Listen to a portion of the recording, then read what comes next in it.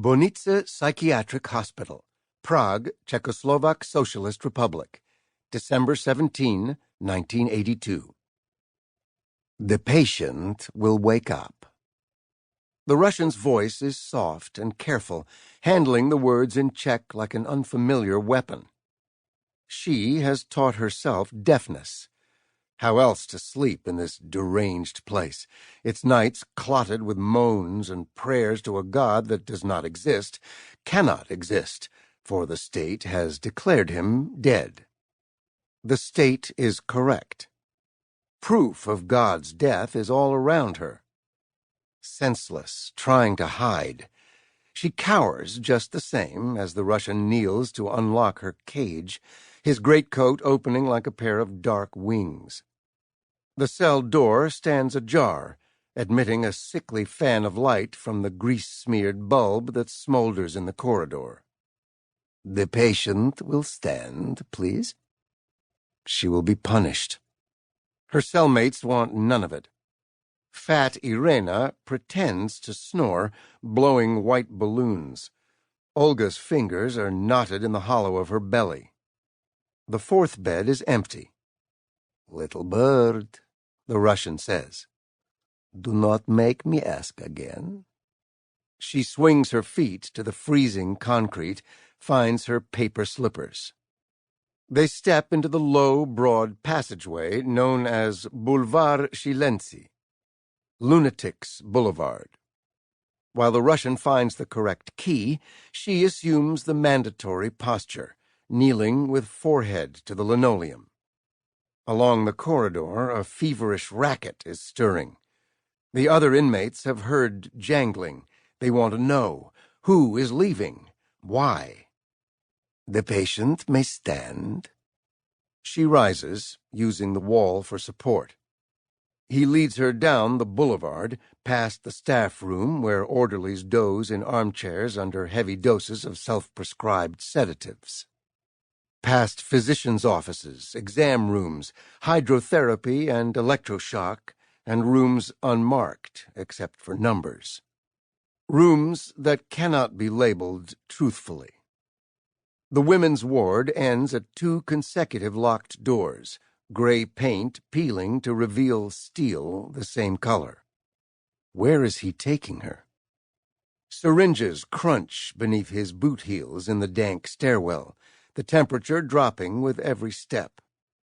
Upon reaching the ground floor, the Russian pauses to remove his greatcoat and drape it over her shoulders. The hem puddles. He places his ushanka on her head, ties the flaps under her chin. "I would give you my shoes," he says, tugging off his gloves, "but I must drive." He pauses, frowns at her. "Are you all right, little bird? You look unwell."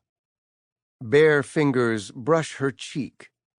The sudden warmth causes the cold to constrict around her, viciously, and she recoils, shivering. He withdraws his hand. "Forgive me." He looks almost remorseful, twisting the thick black ring on his index finger. "Do not be afraid. You are leaving this place." He offers the gloves. "Please." She steps out of the paper slippers and pulls the gloves on over her numb feet. They cover her to the ankles. He laughs. "Like a chimpanzee." She smiles obligingly.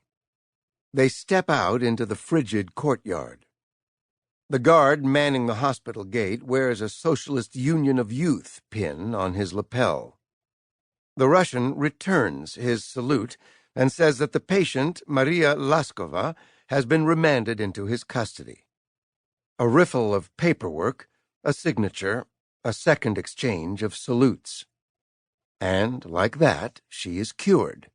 No longer a menace to society, but a healthy, sane, productive citizen of the Republic. The guard unlocks the gate and shoves it wide. "Ladies first," the Russian says. It's there, 3 steps away. Freedom. Yet she does not move, gazing back across the courtyard, a brown scalloped mass. The snow of St. Catherine's Day, well on its way to Christmas mud. A single locust tree stands denuded, its branches pruned back to thwart escapees, the trunk wrapped in barbed wire for good measure. The Russian watches her patiently. He seems to understand what she is doing before she understands it herself. She is counting. The rows of windows chiseled through concrete. The ravaged faces beyond, the afflicted bodies, the hunger and the thirst, the cold and the heat and the squalor, the names. She is counting them all, inscribing them in the ledger of her mind. She must bear witness.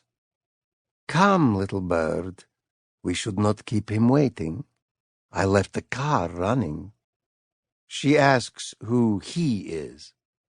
The Russian raises his eyebrows as though the answer should be self-evident. "Your son."